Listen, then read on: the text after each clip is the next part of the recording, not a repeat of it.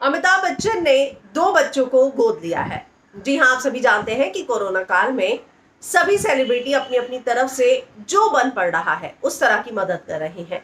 लेकिन कुछ सेलिब्रिटी की मदद जो है जग जाहिर है और कुछ सेलिब्रिटी चुपचाप अपने आप मदद कर रही हैं, जिसका कोई भी ढिंडोरा नहीं पीटा जा रहा। कुछ यूजर्स इस बात से नाराज हुए कि अमिताभ बच्चन इस कोरोना काल में किसी तरह की कोई मदद नहीं कर रहे।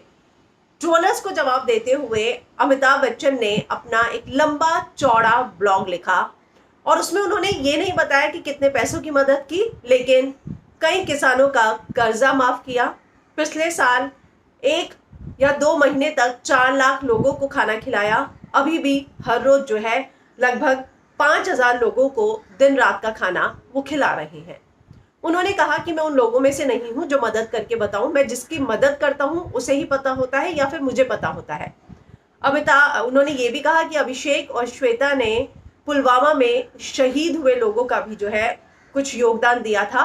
हालांकि क्या पैसों का योगदान था, किस तरीके का था, वो डिटेल्स उन्होंने शेयर नहीं की और 2 बच्चों को गोद लिया है।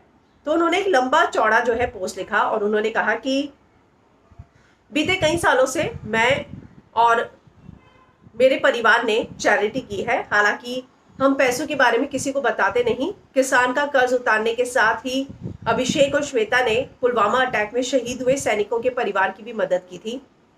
हर महीने 4 लाख लोगों को खाना खिलाया। आज भी रोजाना 5,000 लोगों के लंच और डिनर का इंतजाम कर रहे हैं।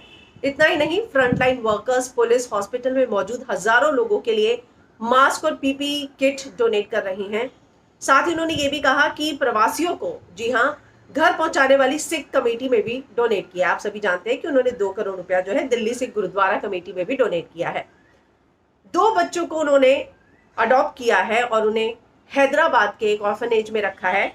उनकी 10th तक की पढ़ाई का खर्चा बिग बी उठा रही हैं और उन्होंने ये भी कहा है कि अगर वो पढ़ाई में अच्छे निकलते हैं तो उनकी हायर स्टडीज का खर्चा भी वो उठाएंगे।